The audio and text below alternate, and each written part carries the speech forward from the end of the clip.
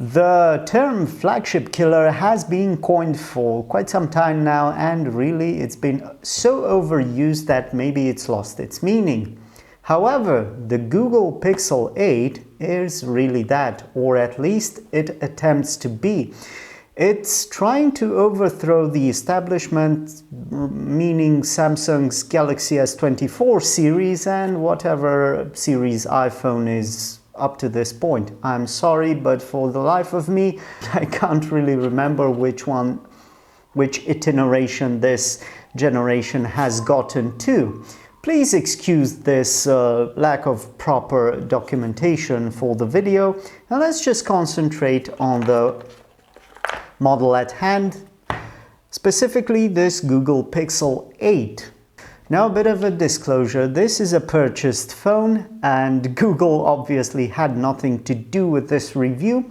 I just have a good friend which purchased a new phone and he has been kind enough to lend it to me for a couple of days just to review it and see what it is. Hopefully this will help you choose and decide whether the Google Pixel 8, giggle, why did I say giggle?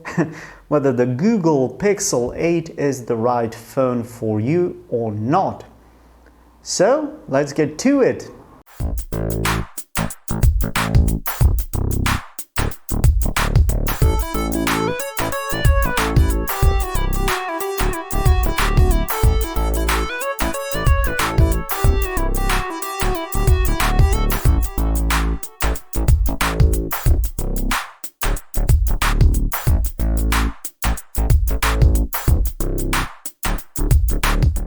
So first things first, the unboxing experience is nothing really to write home about, but then again, usually phone makers have been implementing this minimalist take on the packaging, so you just have the phone itself. Bits and trinkets here which don't really matter all that much. You have a little booklet, USB-C to USB-A adapter, a cable, a charging cable, which I will leave unpacked for now, and a SIM key right here. And that is about it. Nothing else comes with the packaging, which is to be expected, but a bit sad. I have touched this point time and again. I don't agree with the philosophy that you really can reuse the previous charging set. For one thing, charging bricks change their speed and capacity one generation after another, and for the other, when you sell the phone, usually you sell it secondhand with the charging brick, so you are left with an additional expense, which is not really what you would want as a prime user or a preferred or a premium user, which brings, I don't know why I said premium user, but this brings me to the point of price. This Google Pixel 8 is priced at 450-ish or 70-ish euros, which is really good, but it remains to be seen whether this is actually something that is worth your money or not. Now, build quality. In terms of build quality, this is actually a great device. Aluminium frame, glass back. I might suspect that the frame will get scratched over time, more so than other steel frames, but still it's metallic, it's metal, and the fit and finish is on par with other premium devices. I can see no visible flexing or deforming of the chassis, which is quite nice and really up to par with other standards. Certainly good enough for 400 and something euros. And even the dimensions of the phone, when I compare it to my old Samsung Galaxy S20, the venerable S20, let me just show you the devices side by side. So really they're more or less the same width, length, and well, thickness. Yeah, the Samsung is a bit thinner, but then again, not by much. So ergonomics, strong point, and I could really recommend and endorse this Google Pixel 8 if you are a one-handed quasi-power user. So then let's get a bit in depth with this Google Pixel 8 and turn it on and see what we can speak about the processor, the memory, the screen, and general specifications, specs, if you will. The power button and the volume rockers are on the same side, on the right side, which means if you are a right-handed user, that could be a benefit for you. If you're left-handed, not so much. Okay, so it's telling me welcome to your Pixel, and I'm just going to try and turn it on. This might take a while, so while I'm recording I might skip some steps. You know, one thing I want to note about this phone, I really like the minimalist blackish screen, and of course this is an AMOLED screen, and really, well, here it is, the Google Android blank Google canvas setup in all its glory, and I must admit I'm really a fan of how everything looks, feels. Really, I'm a fan of this interface, nothing really overly used. I like the UI and I like the skins, even though I'm sort of missing the back button, but I'm sure you can set it up here somehow. So at any rate, the Google Pixel 8 is running Android 14 on a Google Tensor G3 4nm chipset, a non-core processor with a GPU from Immortalis, the G715S MC10. Not that it matters that much, because I don't really know what that means. There is the 128 gigabytes of memory with 8 gigs of RAM, which this is, or rather you can opt for 256 gigs of memory with still 8 gigs of RAM. This is a rather unfortunate and less desirable spec sheet on a premium phone, but it seems that flagships nowadays are all missing SD card slots, so you need to really choose wisely in terms of memory capacity, because you will not be able to upgrade afterwards. Now, as I mentioned, the screen is an OLED unit with 120 Hz refresh rate, HDR10 Plus, and a brightness of 1400 nits with a peak of 2000 nits on auto mode, and a diagonal of 6.2 inches, which is right on par with what you would expect from a premium flagship, a premium phone, but not a plus-sized one.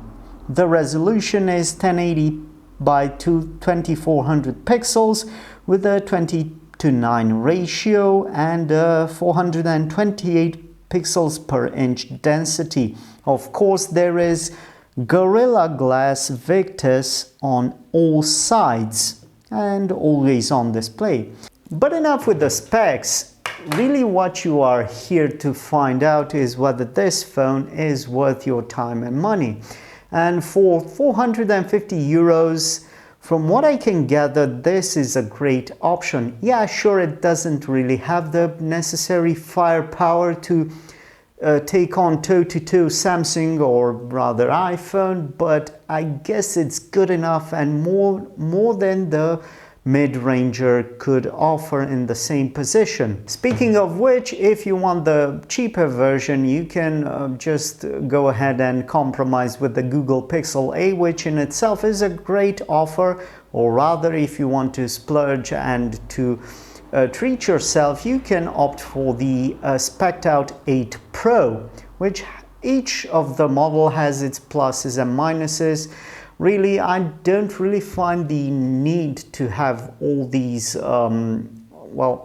variants in the same lineup. To me, it smells like intended step marketing or whatever you want to call it, but that's the world we live in, and that is the way things are going.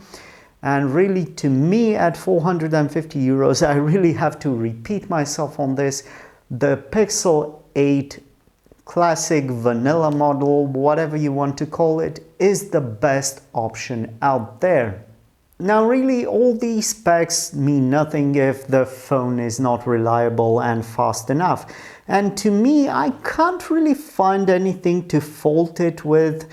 Of course, my comparison, my scale is a bit off because I'm comparing it to a 4-year-old flagship design, but nevertheless, it's still on par with what you would expect, so nothing out of the ordinary unless you are the power user that wants the bleeding edge technology of each year. Then yeah, you might find this Pixel 8 to be lacking, but for the, I don't know, the typical power user or the typical user who wants to treat themselves to something better, yeah, the Pixel 8 is just what you would expect and maybe a bit more.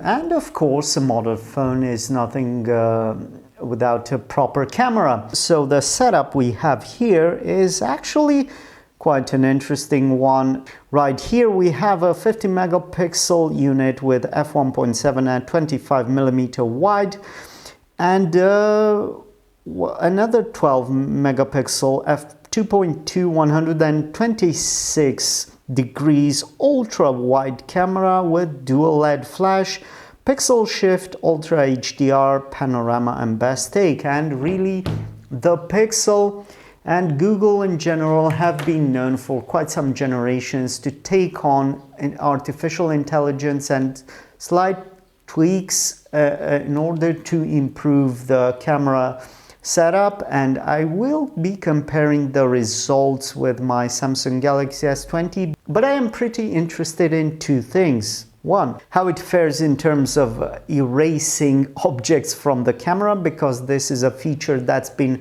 highly advertised in the Google Pixel. Second, how it fares in terms of video performance, because that is, to me, the most important aspect of a new phone, given that sometimes I, in my spare time, produce YouTube videos just for fun.